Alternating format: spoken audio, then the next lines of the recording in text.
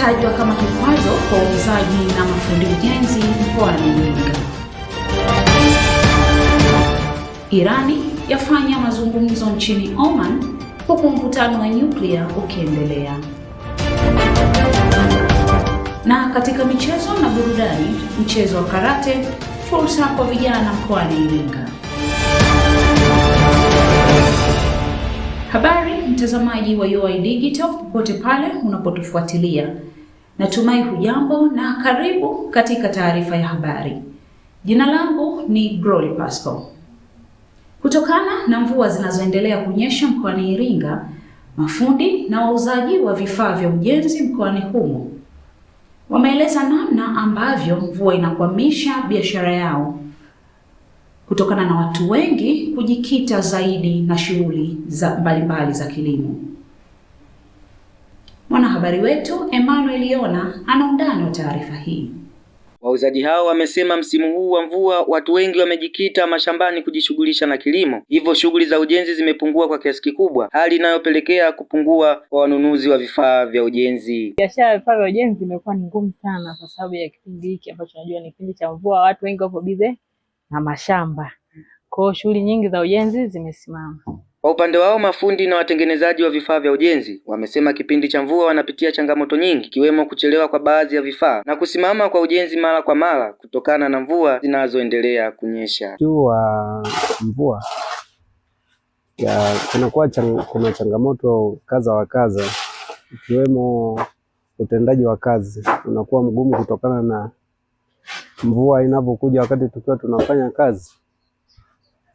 Tunashindwa kuendelea, kwa hiyo hivyo inapunguza uzalishaji.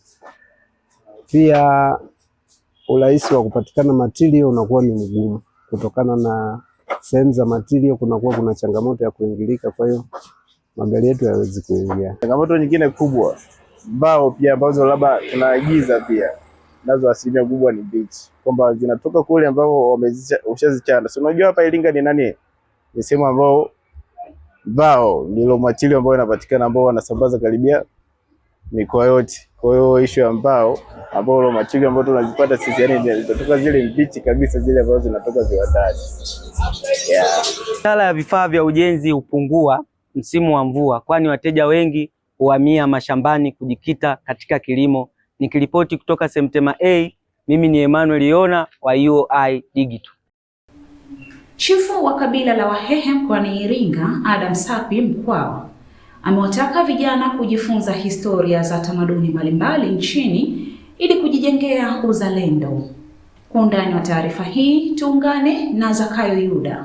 Ametoa wito huo wakati akizungumza na wanafunzi wa Chuo Kikuu cha Iringa waliofanya ziara katika makumbusho ya Chifu Mkwawa. Kupitia sehemu zetu hizi za kihistoria zina mambo mengi sana ya kutuonesha, na tunaweza tukabenefit kutokana na vile vitu vya zamani kuvitumia, au zile strategies mipango ambayo ilitumika wakati ule kuimodify ili iweze kukusaidia wewe katika kizazi. Kwa upande wake afisa utalii halmashauri ya Iringa Elizabeth Helbert amesema kabila la Wahehe wanaendelea kutunza makumbusho hayo, kuenzi tamaduni, jinsi ya kuhifadhi eneo, kwa sababu ile eneo ukiangalia sehemu kubwa kabisa limekaa kitamaduni zaidi. Watu wanakuja kufanya matambiko hapa. Nao wanafunzi wa chuo hicho waliofanya ziara katika makumbusho hayo wamewataka wananchi kujitokeza katika vivutio mbalimbali kujifunza kwa vitendo ili kujua historia ya nchi yao. Kuwafahamisha jamii pamoja na wanafunzi wa chuo cha Iringa pamoja na Watanzania wote ni kwamba utalii wa ndani ni rahisi sana, afu ni sehemu nyepesi ambayo unaweza kufika ukaangalia vivutio vyetu tulivyojaliwa vile natural kabisa kulingana na mazingira yetu tunayoishi. Wenzangu wa vyuo mbalimbali watembelee sehemu hizi za kihistoria za makabila ya nchi yetu, kwa sababu yanatujenga na kuturudisha katika historia za nyuma ambazo zinatujenga katika maadili mazuri. Ni baadhi ya wanafunzi kutoka Chuo Kikuu cha Iringa ambao wamefanya ziara ya kimasomo katika makumbusho ya Chifu Mkwawa hapa mkoani Iringa. Wamejifunza mengi kuhusiana na historia ya Wahehe, lakini pia kuhusiana na utamaduni wa Kihehe. Nikiripoti kutoka Daraja la Mungu, maeneo ya Chifu Mkwawa, ni mimi Zakayo Yuda wa UoI Digital. Taarifa yake Zakayo inatukamilishia habari za kitaifa. Tupate mapumziko mafupi, tukirejea ni habari za kimataifa zinazoletwa kwako na Grace Matiku.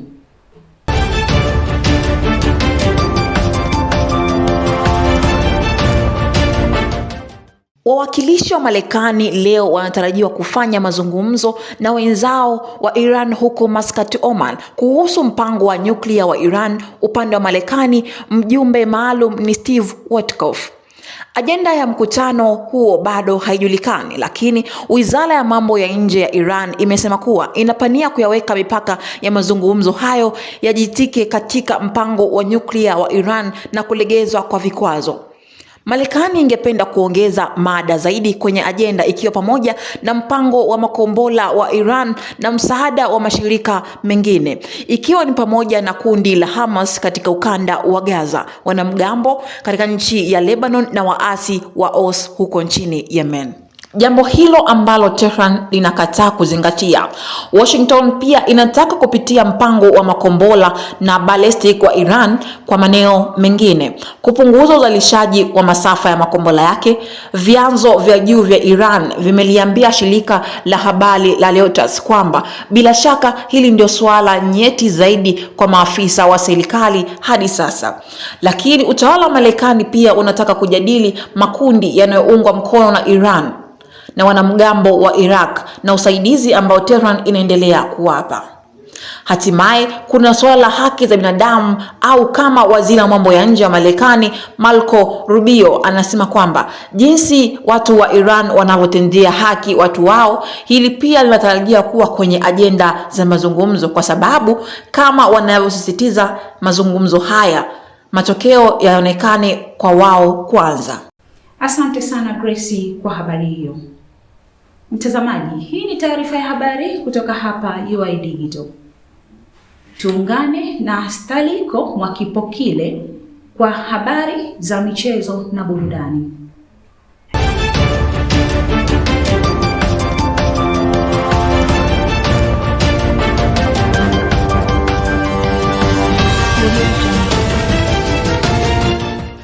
Kiongozi wa mchezo wa karate mkoani Iringa pamoja na wanafunzi wa mchezo huo wameeleza faida na changamoto za mchezo huo. Aidha, wametoa ushauri kwa watu wanaotamani kujiunga na mchezo huo. Faida kubwa ya mchezo wa karate, kwanza ajira. Tumeshazalisha wachezaji wengi, wameshaenda polisi, majeshi. Faida ya pili ni afya. Faida ya tatu self defense. Changamoto tunakutana nazo nyingi kwa sababu bado mchezo mkoani Iringa bado haujawa memba kwa miaka hii ya karibuni. Lakini nyuma tulikuwa tunapata watu wengi sana.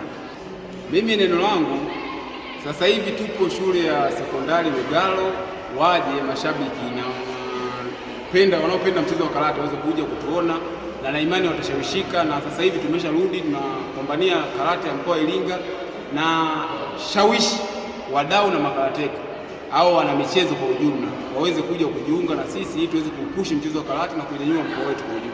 Aidha, baadhi ya wanafunzi wa mchezo huo wamesema mchezo ni afya, hivyo ni sababu mojawapo ambayo imewavutia kujiunga na mchezo. Kwanza kabisa, kitu cha kwanza kilichonivutia, kwanza mimi ninaamini michezo ni afya kwenye maisha yangu, naamini michezo ni afya. Alafu pia mchezo wa karate ninaupenda, alafu pia ni ajira pia. Kwanza ni vitu vingi sana. Ni kitu ambacho nakipenda. Ukiachana na hiyo, karate ni mchezo ambao unafungua sana akili, unakupa uwezo wa kufikiri haraka.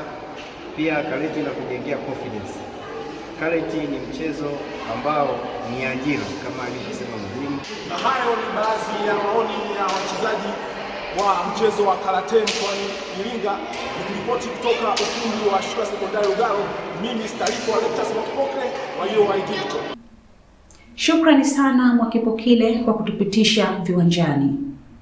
Mtazamaji, kabla ya kufikia tamati, tujifunze kidogo lugha ya Kiswahili kwa msamiati wa leo kutoka kwake Fariji Kasanga. Nikusihi endelea kusalia nasi.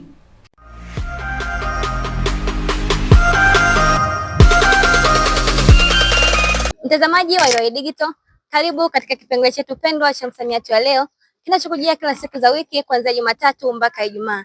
Na leo tumekuandalia msamiati wa neno sheha. Je, unaelewa nini ukisikia msamiati wa neno hilo? Twende tukatizame baadhi ya wanafunzi wa Chuo Kikuu cha Iringa, wao wanaelewa nini wakisikia msamiati wa neno sheha. Vipi ukisikia neno sheha, wewe unaelewa nini? Oh, sheha au sheha? Sheha. Oh, sheha. Yeah. Okay, sheha kwa mimi ninavyoelewa ni kiongozi wa kata.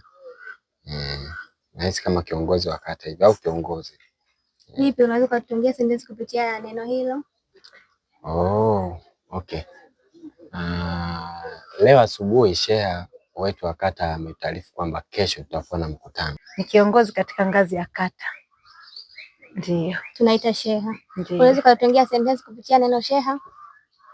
Sentensi mfano naweza nikasema kwamba jana sheha alitembelea katika kijiji chetu. Nami ni kuacha na sentensi isemayo sheha wa mtaa wetu aliitisha mkutano leo asubuhi. Langu jina ni Farida Sanga, UoI Digital, habari za kidijitali. Asante sana Sanga kwa kutufundisha kidogo lugha ya Kiswahili kwa msamiati murwa kabisa. Na hiyo ndio maana halisi ya msamiati sheha.